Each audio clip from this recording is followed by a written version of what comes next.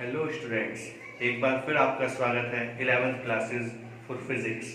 तो आज का हमारा नेक्स्ट टॉपिक है कंजर्वेशन लॉ। कंजर्वेशन मीन्स होता है जो चीज़ें कांस्टेंट रहती हैं, और जो चीज़ें कांस्टेंट रहने का मतलब किसी चीज़ के एब्सेंस में या कोई प्रेजेंट ना हो। एब्सेंस का मतलब होता है प्रेजेंट ना होना, और वो चीज़ अगर प्रेजेंट ना हो और उसकी वजह से अगर कोई चीज़ कांस्टेंट रहती है, मतलब एक जैसी रहती है, तो उसे कंजर्वेशन लॉ बोलते हैं। तो यहाँ पर लिखा हुआ है कंजर्वेशन का मतलब some physical quantities remains unchange with time, यानी टाइम के साथ साथ वो चेंज नहीं हो पाती। कुछ फिजिकल क्वांटिटी ऐसी होती हैं, कुछ such quantities are called conserve quantities. तो ऐसी क्वांटिटीज को हम कंजर्व क्वांटिटीज बोलते हैं जो टाइम के साथ चेंज नहीं हो पाती। चेंज होने का मतलब है बदल नहीं पाती। यहाँ पर चार तरीके की लॉ होती है कंजर्वेशन की। पहला है law of conservation of energy, यानी आपने सुना होगा पूरे यूनिवर्स में जो एनर्जी होती है, एनर्जी मतलब ऊर्जा, एनर्जी जो होती है वो हमेशा कांस्टेंट होती है, कभी भी चेंज नहीं होती। कांस्टेंट मतलब एक जैसी रहती है, और एक जैसी रहने का मतलब है कि कभी भी बदलना नहीं, लेकिन वो एक तरीके से दूसरे तरीके में बदल सकती है। जैसे मैंने बोला मैकेनिकल एनर्जी है, उसके दो फॉर्म होती हैं, काइनेटिक एनर्जी और potential energy. Kinetic energy potential energy में चेंज हो सकती है, और पोटेंशियल एनर्जी काइनेटिक एनर्जी में चेंज हो सकती है, लेकिन उसकी क्वांटिटी कभी नहीं बदलेगी। क्वांटिटी मतलब उसकी कुल मात्रा।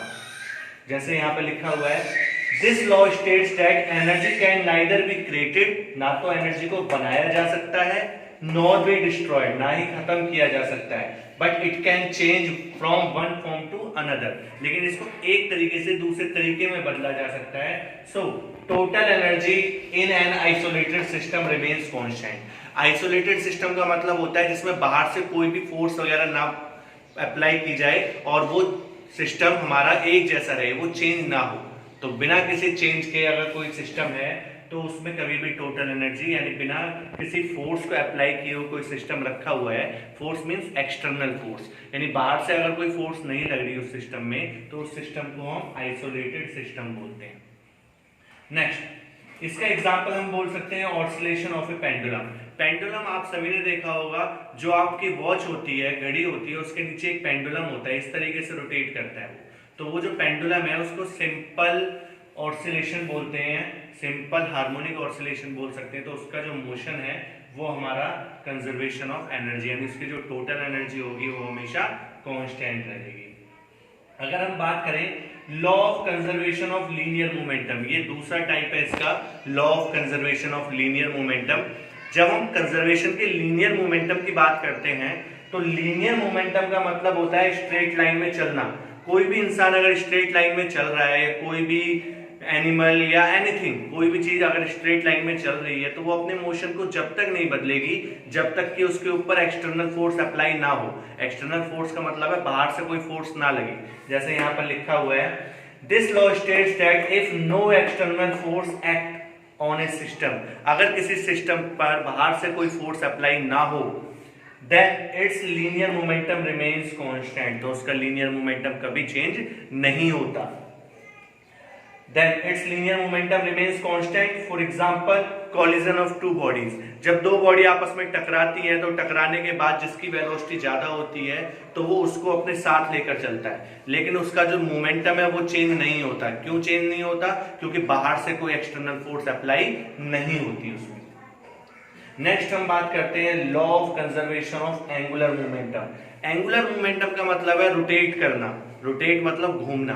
जैसे सन के अराउंड अर्थ घूमती है, तो अर्थ की जो स्पीड है हमेशा कांस्टेंट बनी रहती है। क्यों कांस्टेंट बनी रहती है? क्योंकि वहां पर कोई बाहर से टॉर्क अप्लाई नहीं हो रहा। टॉर्क का मतलब होता है रोटेशनल फोर्स। सिंपल फोर्स को तो फोर्स बोलते हैं, लेकिन अगर किसी चीज को रोटेट कराना है तो उसे हम टॉर्क कहते हैं। तो अगर वहां पर टॉर्क अप्लाई ना हो तो उस टाइम पर जो एंगुलर मोमेंटम होगा वो भी कैसा बना रहेगा? कांस्टेंट। जैसे लिखा हुआ है, this law states that if no external torque act on a system, अगर कोई भी एक्सटर्नल टॉर्क सिस्टम पे एक्ट ना हो, then its angular momentum remains constant, तो उसका जो एंगुलर मोमेंटम होगा वो कांस्टेंट बना रहेगा। फॉर एग्जांपल, आपको अभी बताया rotation of earth around the sun, यानी सन के अराउंड अर्थ का रोटेट करना। नेक्स्ट इसकी फोर्थ टाइप पे आते हैं, और फोर्थ टाइप है हमारा यहाँ पर law of conservation of charge.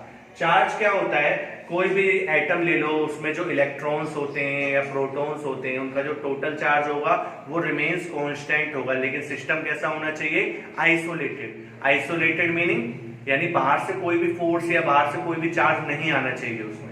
तो लिखा हुआ है this law states that the total charge of an isolated system remains unchange. Unchange मतलब बदलेगा नहीं।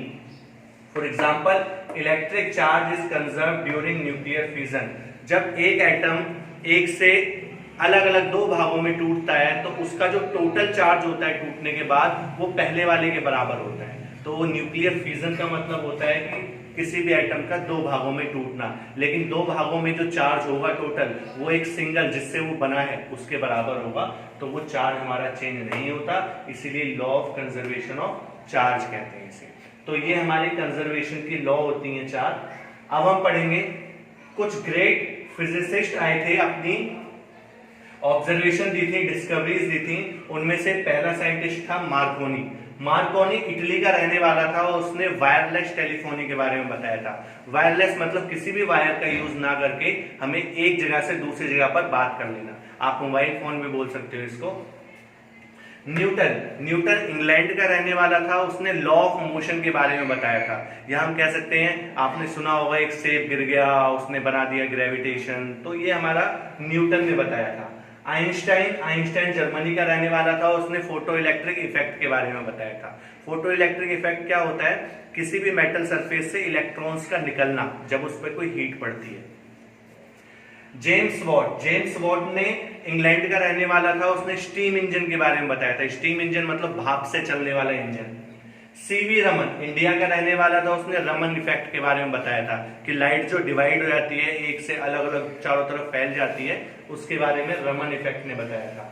वोल्टा ने पहली बैटरी बनाई थी और वो इटली का रहने वाला था। पहली बैटरी मतलब पहली केमिकल सेल बनाया था, किसने, वोल्टा ने।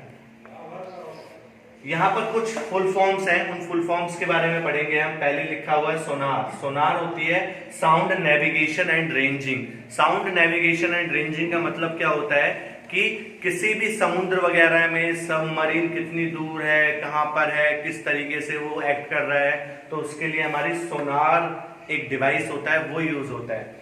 दूसरा है रडार। रडार जो होता है रेडियो डिटेक्शन एंड रेंजिंग, यानी जब समुद्र में कोई जहाज वगैरह होता है तो उससे हमारी जो बातचीत होती है वो रडार से होती है। यानी इतनी दूर टेलीफोनी वगैरह या नेटवर्क वगैरह काम नहीं करते, उसमें हमारे क्या काम करते हैं, रडार। तीसरा है लेजर। लेजर होता है light amplification by stimulated emission of radiation. Light amplification and by stimulated emission of radiation, ये हमारी किसी भी सर्जरी वगैरह में यूज होता है। सर्जरी वगैरह मतलब ऑपरेशन वगैरह में आपने सुना होगा लेजर से ऑपरेशन हुआ है, तो ये उसकी फुल फॉर्म होती है। तो आज के लिए हम इतना ही इनफ है आज के लिए, और आप इसे अच्छी तरीके से समझें, और समझ में ना आए तो बताएं हमें और कमेंट करें। आपको जितना भी समझ में आ रहा है या समझ में नहीं आ रहा तो ज़्यादा से ज़्यादा शेयर और लाइक करें एंड सब्सक्राइब करें। That's it. Thank you students.